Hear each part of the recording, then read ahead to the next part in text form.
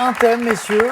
Vous allez pouvoir choisir un thème parmi les 4 que je vais vous proposer dans un instant et vous aurez 40 secondes avec moi ici pour me donner le maximum de bonnes réponses. Quels sont nos thèmes ce soir? Regardez.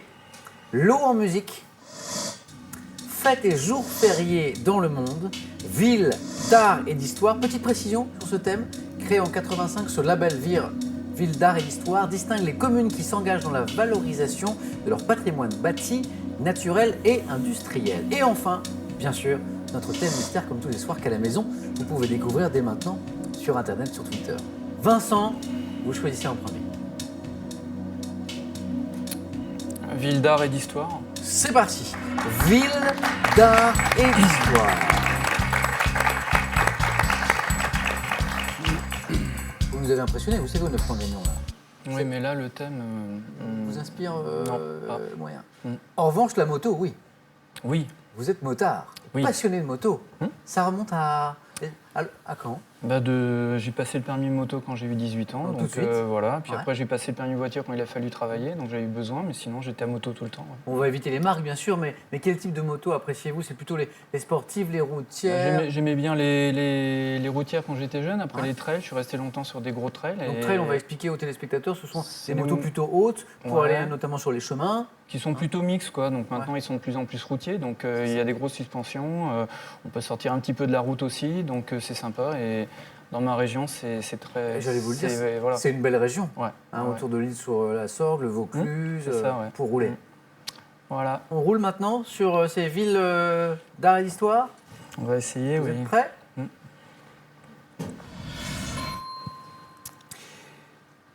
Top. Dans quelle ville d'art et d'histoire de la Marne, abritant notamment le palais de Thau, la plupart des rois de France furent-ils sacrés? Reims, Quelle commune de Loire-Atlantique est historiquement marquée par la présence de marais salants qui ont fait sa richesse? Guérande, Depuis 90, quelle ville de la Martinique, conservant de nombreux vestiges datant de l'éruption de la montagne Pelée, possède ce label? Saint-Pierre, Quel chef-lieu de l'Allier ayant constitué l'ancienne résidence des ducs de Bourbon abrite le Centre national du costume de scène? Chef-lieu de l'Allier. Ancienne résidence des ducs de Bourbon. Nevers, Quel chef-lieu de la Somme doit notamment à sa vaste cathédrale gothique et à Amiens. son superbe? Quelle ville d'Auvergne dominée par un rocher surmonté d'une statue de la Vierge et renommée pour sa dentelle? Le Puy-en-Velay. Et un joli 3 points pour Vincent. Pour un thème qui ne vous inspirait pas trop, c'est pas mal. ouais, l'Allier, Qu'est-ce que ça doit être quand ça vous inspire? ouais, Alors, ce chef-lieu de l'Allier ayant constitué l'ancienne résidence des ducs de Bourbon, qui abrite le Centre national du costume de scène, Sylvain? Quentin?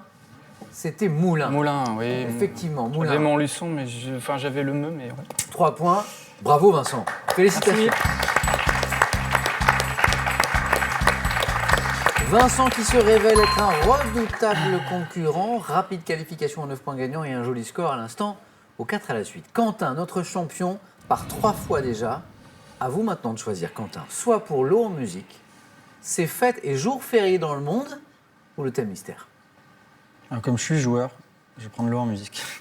L'eau en musique, très bien.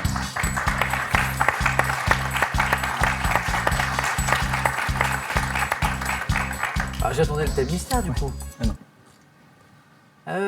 Votre regard sur Vincent, ce candidat particulièrement redoutable? Salut. Ah, c'est impressionnant. Ouais. Ah, ouais.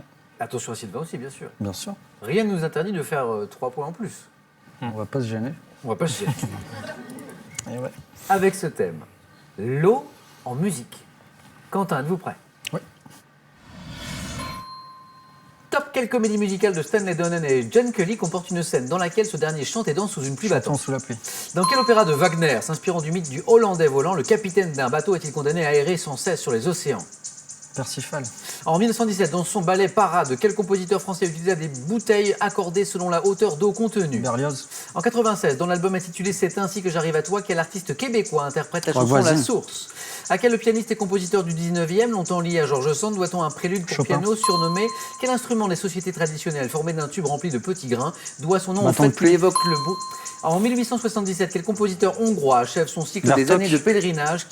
Quel compositeur allemand naturalisé britannique pour le plaisir est l'auteur des suites Water Music, composées pour une procession royale sur la Tamise, Handel? Et 2 points pour notre triple champion, Quentin. Donc la comédie musicale de Gene Kelly, Chantons sous la pluie. Ce pianiste et compositeur du 19e, longtemps lié à Georges Sand, c'était Frédéric Chopin. Et cet instrument des sociétés traditionnelles formé d'un tube rempli de petits grains, qui doit son nom au fait qu'il évoque le bruit de la pluie lorsqu'on l'incline, c'était bien le bâton de pluie. Cet opéra de Wagner, s'inspirant du mythe du Hollandais volant, c'était Le vaisseau fantôme. le vaisseau fantôme, Vincent, tout à fait. Dans son ballet parade, quel compositeur français, en 1917, utilisa des bouteilles accordées selon la hauteur d'eau contenue? C'était Satie, oui Vincent, Éric Satie. En 96, dans l'album intitulé C'est ainsi que j'arrive à toi, quel artiste québécois interprète la chanson La Source? Charles Bois. Gilles Vigneault. Et enfin, en 1877, ce compositeur hongrois qui achève son cycle des années de pèlerinage, qui comporte la pièce Jeu d'eau à la Villa d'Est, c'était Franz Liszt. 2 points pour notre champion, Quentin. Merci Quentin. Sylvain, au moins 2 points à réaliser pour rester dans la course, soit avec ses fêtes et ses jours fériés dans le monde, ou ce thème mystère que Vincent et Quentin très gentiment vous ont laissé. Bah, comme ils me l'ont laissé, je vais le prendre. Ok, Sylvain, c'est parti.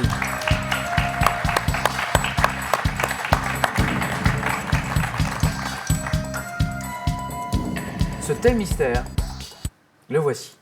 Personnalités ayant refusé leur prix. Bien. On y va? Oui. Top. En mars 1973, quel acteur américain refuse l'Oscar du meilleur acteur pour son rôle dans Le Parrain? De Niro. Non. Pas. En 58, quel écrivain russe est contraint de refuser le prix Nobel pour son roman Le Docteur Zhivago sous peine d'être exilé de son pays? Non. Quelle actrice américaine qui a tourné dans 7 films de George Cukor n'est venue chercher aucun des 4 Oscars qu'elle a obtenus? Passe. En 73, quel homme politique vietnamien refuse le prix Nobel de la paix qui lui a été attribué? Passe. En 64, afin de ne pas se laisser enfermer par une institution, quel écrivain refusa le prix Nobel peu de temps après avoir publié Les Mots? Non. Au printemps 2011, quel romancier britannique auteur de La Taupe a demandé à ne plus figurer sur la liste du Man Booker International Prize? C'était pas votre thème. Pas du tout. C'était pas votre thème. du tout. Du tout. Non. C'était John Le Carré. Et on l'applaudit quand même, Sylvain, qui est resté bien concentré jusqu'au bout, mais ça voulait pas venir. Non. Quand bien même les réponses, vous les aviez, parce que ça se voyait. Je voyais que les réponses étaient là, mais... Ça sort pas. Ouais. Cet acteur américain qui refuse l'Oscar pour son rôle dans Le Parrain, Brando. Marlon Brando. Marlon Brando. Cette personnalité russe qui refuse le prix Nobel, contraint d'ailleurs de refuser son prix Nobel sous peine d'être exilé de son pays, c'était Pasternak. Boris Pasternak. Cette actrice américaine, c'est incroyable, qui n'est venue chercher aucun des 4 Oscars qu'elle a obtenus, c'était la grande, la belle Catherine Quentin, tout à fait, Hepburn. Cet homme politique vietnamien qui refuse le prix Nobel de la paix qui lui a été attribué, c'était en 73, c'était le duc Tho, qui a un prix qui a été attribué conjointement à Henry Kissinger. Et enfin, en 64, cet écrivain qui a refusé le prix Nobel, celui qui avait publié Les Mots, Sartre. Jean-Paul Sartre. Sylvain, eh bien, c'est bien d'avoir participé quand même. Merci Sylvain. Ça n'est pas terminé, j'ai encore un petit quelque chose à vous dire. Sylvain, d'abord vous arriviez en dernière position, donc vous n'aviez pas le choix des thèmes. C'était un thème mystère, et donc on ne sait jamais sur quoi on tombe. Sylvain, un grand merci d'avoir joué avec nous. Merci. Bon retour à Lyon. Et pour vous, ce cadeau.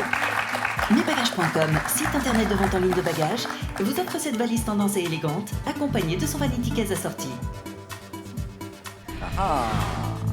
Avec ses ouvrages, revivez 50 événements capitaux de l'histoire de France au travers de ses tableaux les plus emblématiques et redécouvrez l'histoire de notre pays grâce à un panorama vivant de notre passé. À vous de jouer maintenant. Vous jouez ce soir avec nous pour 12 000 euros. Quel chef-lieu du Lot-et-Garonne est célèbre pour ses pruneaux? 1. Roquefort. 2. Agen. Bonne réponse. 3243 pour le téléphone et par SMS 1 ou 2. 7 10 20. Tirage au sort parmi les bonnes réponses. Qui va l'emporter ce lundi 6 mars, ce lundi soir? Quentin pour la 4e fois ou Vincent pour la première fois? Réponse dans un instant sur France 3.